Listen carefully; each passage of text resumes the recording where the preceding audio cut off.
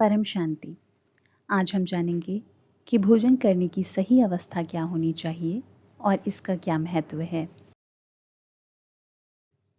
क्या आप भोजन करते समय ध्यान देते हैं कि आप किस अवस्था में हैं? आप खड़े होकर भोजन कर रहे हैं या बैठकर? जिस भी अवस्था में आप भोजन करते हैं, उसका असर आपके शरीर पर अलग तरह से पड़ता है। इसलिए ये जानना ज़रूरी है कि भोजन करने की सही अवस्था क्या होनी चाहिए और क्यों होनी चाहिए। भोजन करने के लिए हमें आलथी-पालथी मार कर बैठना चाहिए, जिसे सुखासन भी कहते हैं। पहले के समय में लोग ज़मीन पर आलथी-पालथी मारकर ही भोजन करते थे और स्वस्थ भी रहते थे। ऐसे भोजन करने से हमें शारीरिक और मानसिक तौर पर कई फायदे होते हैं।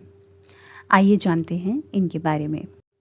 आलथी-पालथी आराम से बैठने की स्थिति होती है, इसलिए जब हम ऐसे बैठते हैं तो ब्लड सप्लाई पेट की तरफ ज़्यादा होती है, जिससे भोजन पचाने की प्रक्रिया में सहायता मिलती है। भोजन करने के लिए बार बार आगे झुककर सीधे होने से पाचन रस अच्छी तरह निकलते हैं और पाचन क्रिया तेज होती है। साथ ही इससे पेट की मांसपेशियां भी मजबूत होती हैं। ऐसे बैठने से हमारा पेट भोजन करते समय थोड़ा दबता है, जिसकी वजह से हम ज़रूरत से ज़्यादा भोजन करने की स्थिति में नहीं आते, क्योंकि उससे पहले ही हमें पेट भरने का एहसास हो जाता है। इस वजह से पेट से संबंधी कई समस्याओं से हमारा बचाव हो जाता है, जो अधिक मात्रा में भोजन करने से होती हैं। इस आसन में उठने बैठने से जोड़ों में लचीलापन बना रहता है और आगे चलकर जोड़ों से संबंधित बीमारियां जैसे अर्थराइटिस आदि इनसे आसानी से बचाव हो सकता है।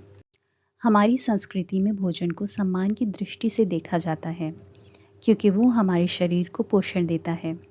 इसलिए उसको ग्रहण करने के लिए सही तरीके से बैठकर पूरा ध्यान यानी पांचों इंद्रियों को भोजन पर लगाकर भोजन करना चाहिए।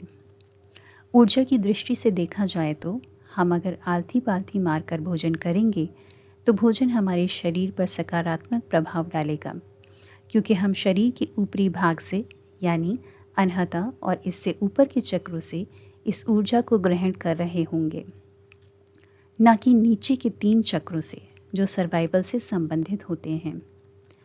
ऐसे और वीडियोस देखने के लिए हमारे चैनल को सब्सक्राइब करें। साथ ही इस वीडियो को लाइक और शेयर भी करें।